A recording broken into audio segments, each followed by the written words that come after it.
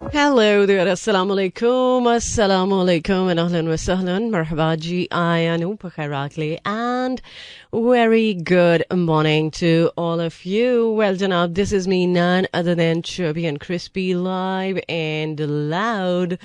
हौरी अनौरी आयशा मलिक है आपके साथ, आपका हमारा साथ रहता है एवरी मंडे टू सैटरडे सुबह 11 बजे से लेकर दोपहर 1 बजे तक, and the show is called talk of the town. So today is Thursday और आज 9 तारीख हो चुकी है मई की. उम्मीद है कि आप जहाँ कहीं भी होंगे बिल्कुल ठीक ठाक अच्छे मूड और मिजाज के साथ ट्यून इन कर चुके होंगे 107.4. थैंक यू सो मच उन सभी दोस्तों का जिन्होंने पहली बार आज सुनने की कोशिश की है, और होपफुली अगर आपने कोशिश की है तो आप कामयाब भी हो जाएंगे पूरा शो सुनने में. कभी कभी होता है ना कि इंसान कोशिश भी नहीं करता और वो सोचता है कि जो वो करना चाहता है वो कर ले, बट यू नो एफर्ट आपकी बहुत ज़रूरी होती है, चाहे किसी भी नौयत का काम क्यों ना हो, चाहे आपकी पर्सनल लाइफ से रिलेटेड हो, चाहे कोई आप ये एकेडमिक्स से रिलेटेड हो, या चाहे कोई आप यू नो प्रोफेशनली चीज़ों को देख रहे हो, बट उसमें एफर्ट का होना बहुत ज़्यादा ज़रूरी है. सो जब आप एफर्ट डालते हैं और सच्चे दिल से खुलूस नीयत के साथ, खुलूस नीयत ही होता है ना, सो खुलूस नीयत के साथ जब आपकी एफर्ट होती है तो उसका रिजल्ट आपको एक दफ़ा नहीं मिलेगा, 2 दफ़ा नहीं मिलेगा, बट वो इसलिए डिले हो रहा होता है कि आपको बहुत बेहतरीन तरीके से उसका रिजल्ट मिलना होता है. लिहाजा कभी कभी पेशेंस के साथ रहने की आदत डाल लेनी चाहिए इंसान को, जो कि हम में आजकल नहीं है. हम कोशिश करते ज़रूर हैं कि हम सब्र से काम लें, ज़रा मुतमईन रहें और पैनिक ना हो, बट क्या किया जाए, आजकल का वक्त ही कुछ ऐसा चल रहा है और सारी बात एट द एंड हम डाल देते हैं वक्त पे, और हम कहते हैं भाई वक्त ऐसा चल रहा है जैसे अभी मैंने बात की है. सो वक्त भी कुछ ऐसा ही है, बट वक्त के साथ साथ इंसान को अपने आप को कंपोज करने की भी ज़रूरत है, अपने आप को यू नो ग्रो करने की भी ज़रूरत है. और जैसे जैसे कुछ लोग एज करते हैं वो अपने एक्सपीरियंसेस की बेस पे बहुत कुछ सीखते भी हैं, बट कुछ लोग जो है उनकी सेहत पे कोई असर नहीं होता, चाहे जैसा मर्जी वक्त हो, चाहे वो जितना मर्जी एज कर जाएं, बट उनका कोई वक्त नहीं बिगाड़ सकता, कोई चीज़ नहीं बिगाड़ सकती, कोई लोग नहीं बिगाड़ सकते. जो उन्होंने रहना है वो वैसे ही रहेंगे.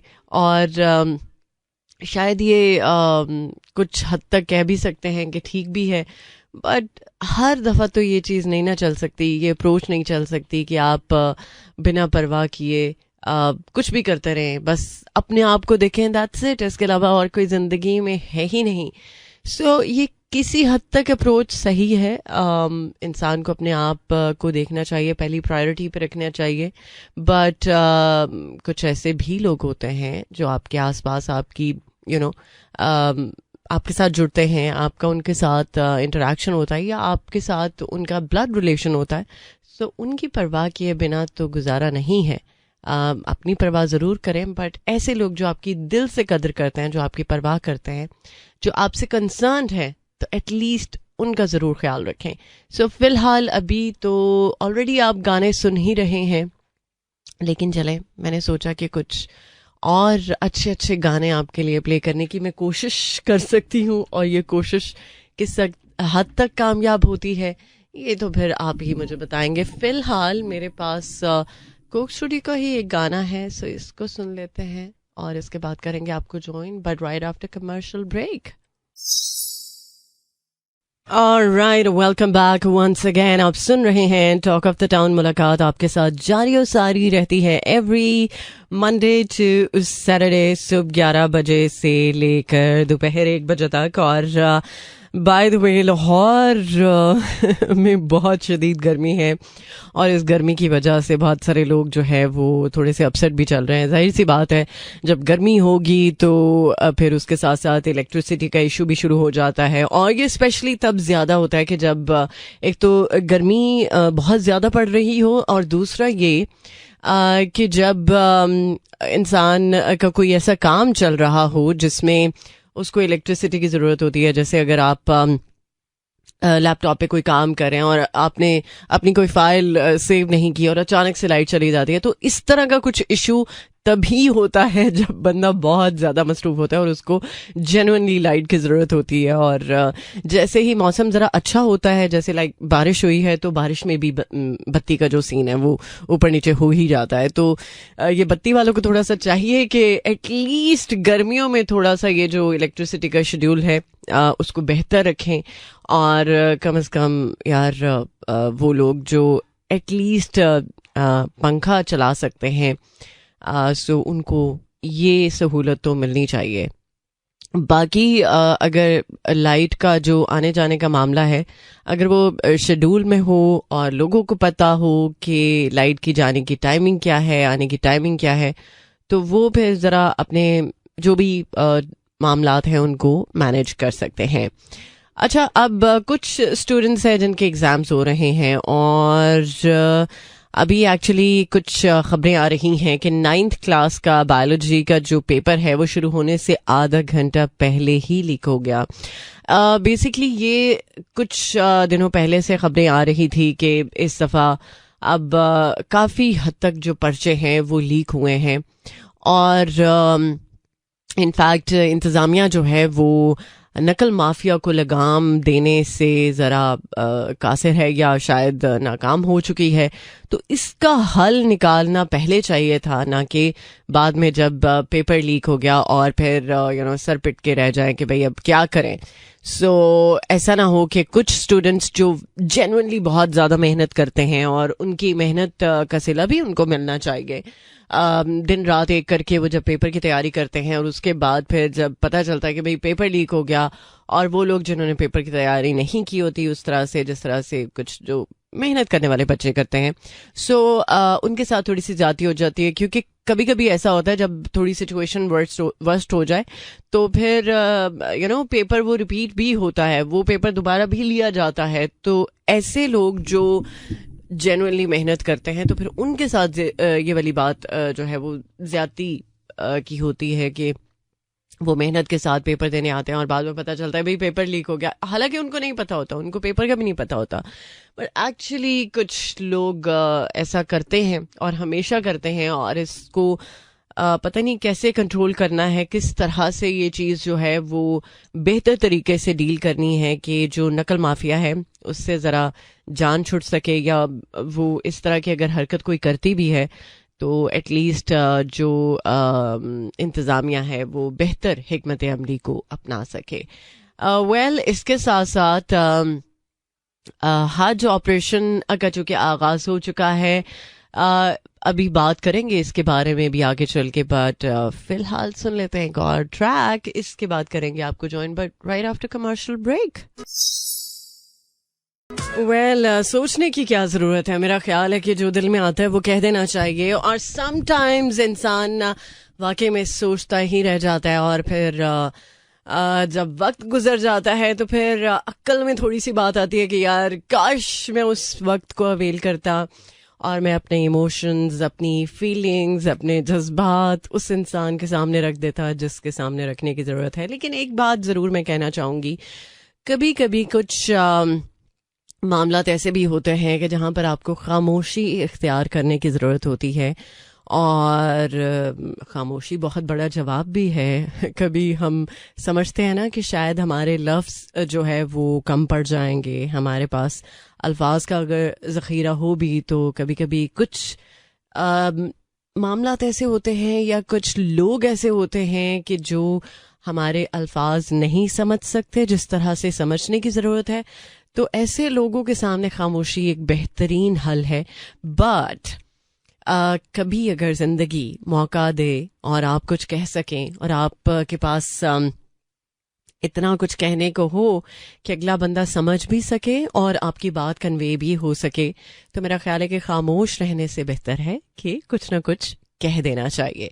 सो 11:51 ऑन द डायल। और अभी थोड़ी ही देर पहले बात कर रहे थे कि लाहौर से हज ऑपरेशन का आगाज हो चुका है।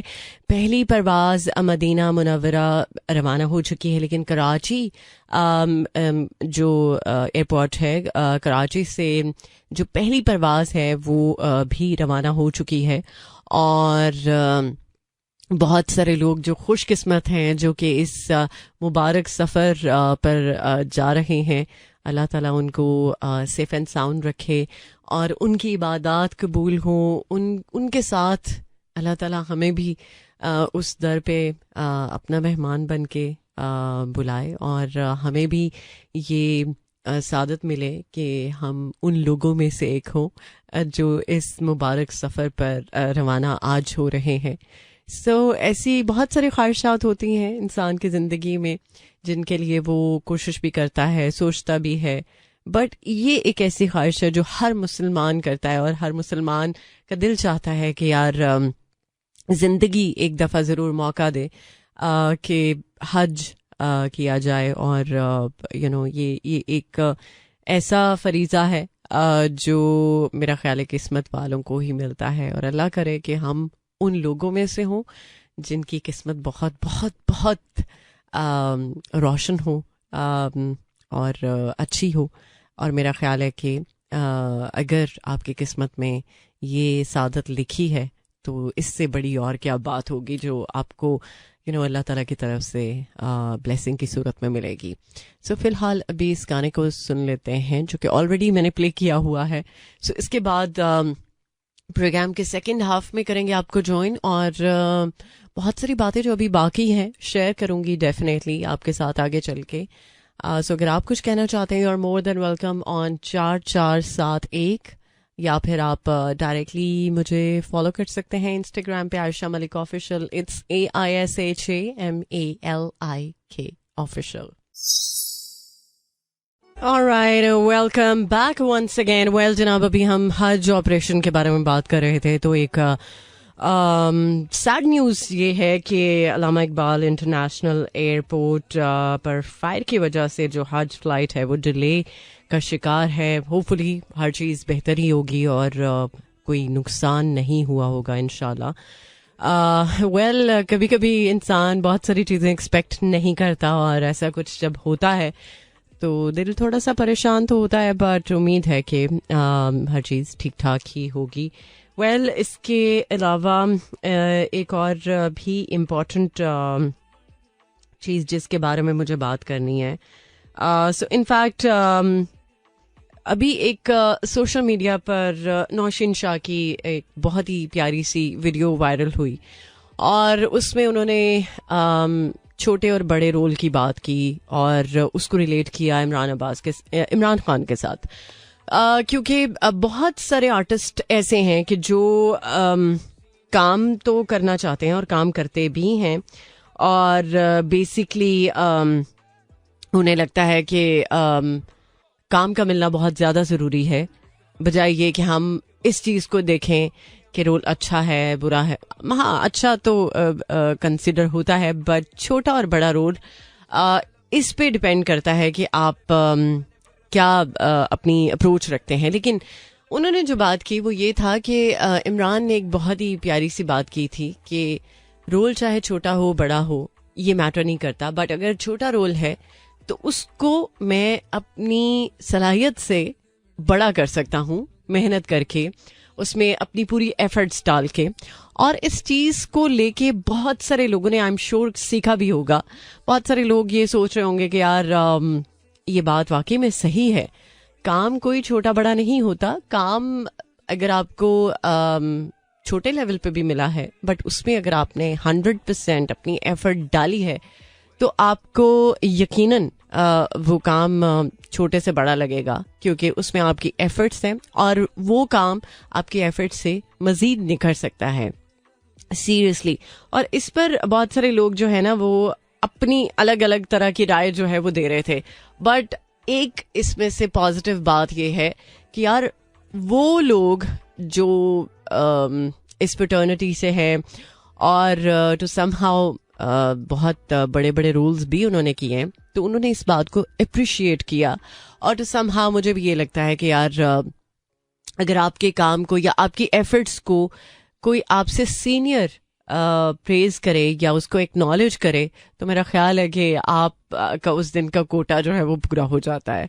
सो बेहतर ये है कि हम इस कोशिश में हमेशा रहें कि यार अच्छी जॉब मिलेगी, अच्छा काम मिलेगा तो ही हम कुछ करेंगे, अदरवाइज हम शायद कुछ नहीं कर सकते, क्योंकि हमें कुछ बड़े प्रोजेक्ट का इंतजार है या कुछ अच्छी जॉब का इंतजार है. कभी कभी ये सिर्फ आर्ट के साथ ही नहीं है, ये हर उस फील्ड से रिलेटेड बात हो सकती है कि जब आप अपनी एजुकेशन कंप्लीट कर लेते हैं और सिर्फ इसलिए फारिग बैठते हैं कि आपको लगता है कि आपके लेवल का कोई काम आपको मिला नहीं है.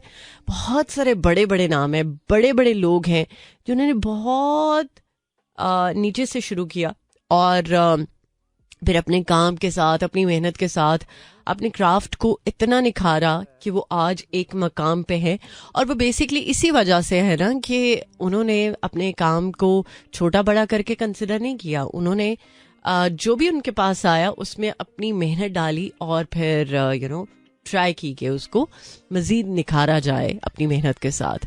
सो इस चीज़ को शायद समझने की ज़रूरत है, और जब ये बात हमारी अक्ल में आ जाए तो मेरा ख्याल है कि हम रिलक्टेंट नहीं होंगे उस काम को करने में जिसको लेके कभी हमारी एक सोच होती है या होती थी कि यार ये छोटा काम है. तो छोटा बड़ा कुछ नहीं होता, आप मेहनत करें और मेहनत के बाद जब आप कुछ करेंगे तो डेफिनेटली आपको उसका रिजल्ट भी अच्छे तरीके से ही मिलेगा. Alright, welcome back once again. Well, जनाब, हम अक्सर औकात देखते हैं कि लोग अपनी जो राय है ना दूसरों पर थोप देते हैं. समटाइम्स हम जजमेंटल हो जाते हैं, समटाइम्स हमें लगता है कि ये वाली बात अगर हमने किसी को ना की, जो कि टू समहाउ अगले बंदे के लिए पेनफुल भी हो सकती है, तो हमारा शायद गुजारा नहीं होगा, हमें शायद सांस नहीं आएगा, और टू समहाउ अपने सांस की खातिर हम दूसरों का सांस रोक लेते हैं और कोशिश पूरी करते हैं कि अगले बंदे का दम घुट जाए. बट मेरा ख्याल है कि अगर उस वक्त हम अपने आप को शीशे में देख लें और वो आईना जो हमें हमारा असल रूप दिखा दे, तो शायद फिर हमसे ऐसी कोई हरकत ना हो, हम शायद दूसरों पे कोई ऐसा कमेंट ना पास करें कि जिससे किसी को अजियत मिले या किसी को तकलीफ मिले. क्योंकि दूसरों पर उंगली उठाना बहुत आसान है, लेकिन जब हम अपने आप को अपने ही दिखाए हुए आईने में देखते हैं तो काफ़ी हद तक अफाका हो सकता है. सो हमारे पास हमेशा वो आईना होना चाहिए जिससे हम दूसरों की बजाय अपना आप देख सकें कि हमारा कहाँ पर फ्लॉ है और हम कहाँ पर लैक हो रहे हैं.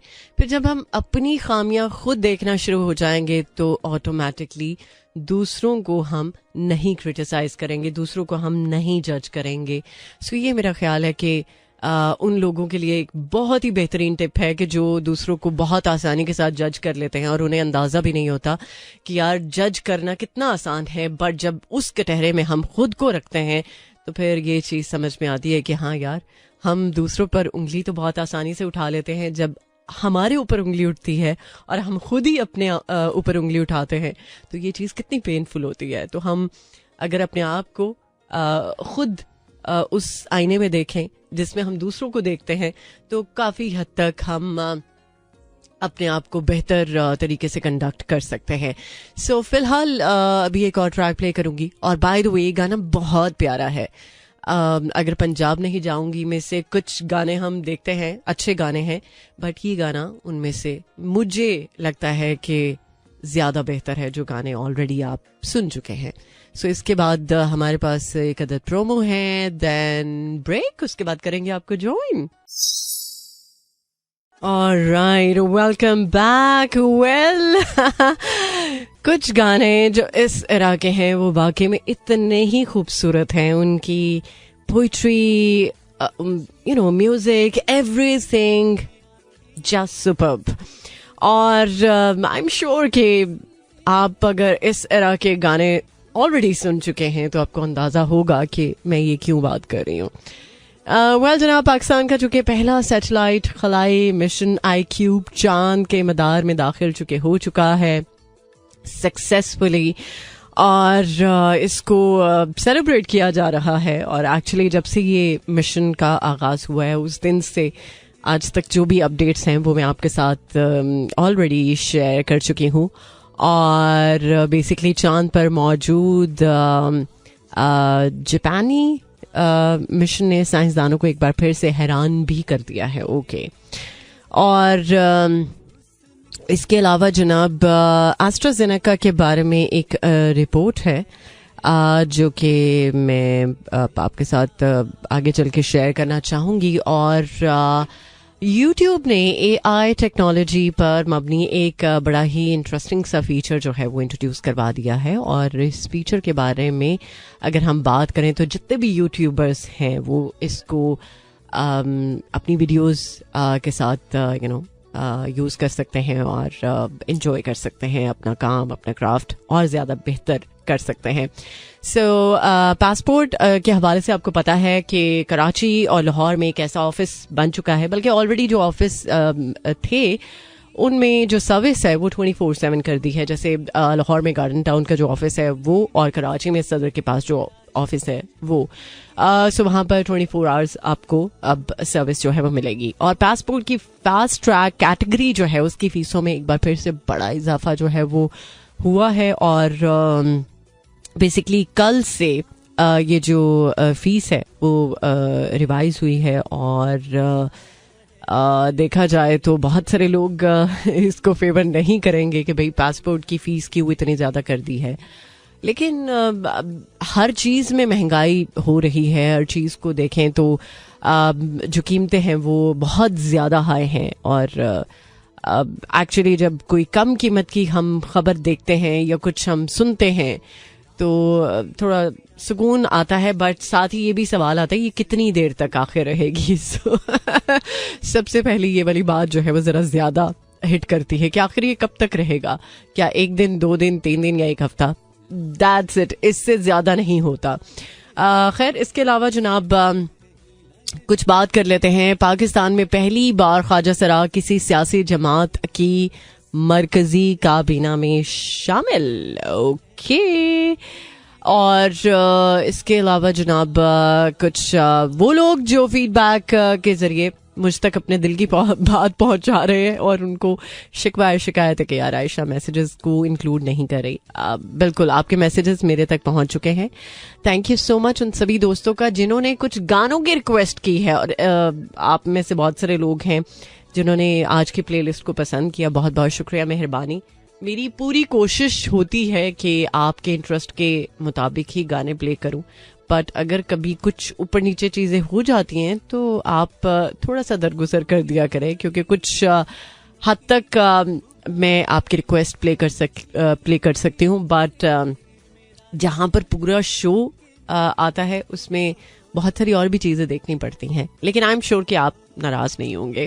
खैर अभी एक और ट्रैक में प्ले करने जा रही हूँ in the voice of Adnan धूल। और 2 ऑप्शन है, हम फैसल कपाडिया को भी प्ले कर सकते हैं और अदनान धूल को, चलो दोनों प्ले करते हैं। सो इस गाने के बाद हमारे पास ब्रेक है ऑलमोस्ट, सो ब्रेक से लौट कर आएंगे, करेंगे आपको ज्वाइन, प्रोग्राम को करेंगे वाइंड अप।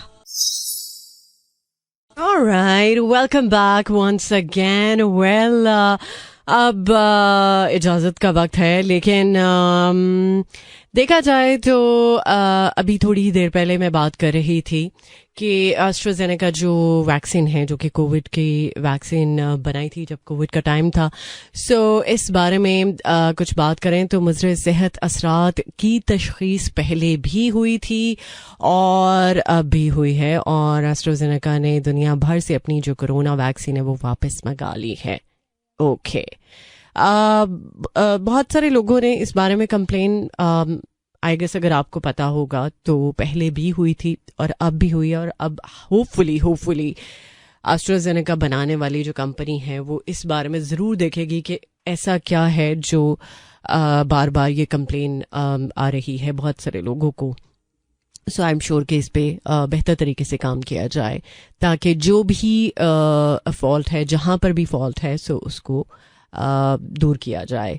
सो इसी नोट के साथ अब इजाज़त चाहूँगी। अपना बहुत सारा ख्याल रखिएगा, दुआ में याद रखिएगा और अपने आसपास के लोगों का भी बहुत ज़्यादा ख्याल रखिएगा। इंशाल्लाह मिलते हैं कल सुबह 11 बजे. कल फ्राइडे है तो डेफिनेटली कल होगी मुलाकात. So till then, take care. Allah Hafiz, Allah Nigeban, and Khudai Paman. This is Mira FM 107.4.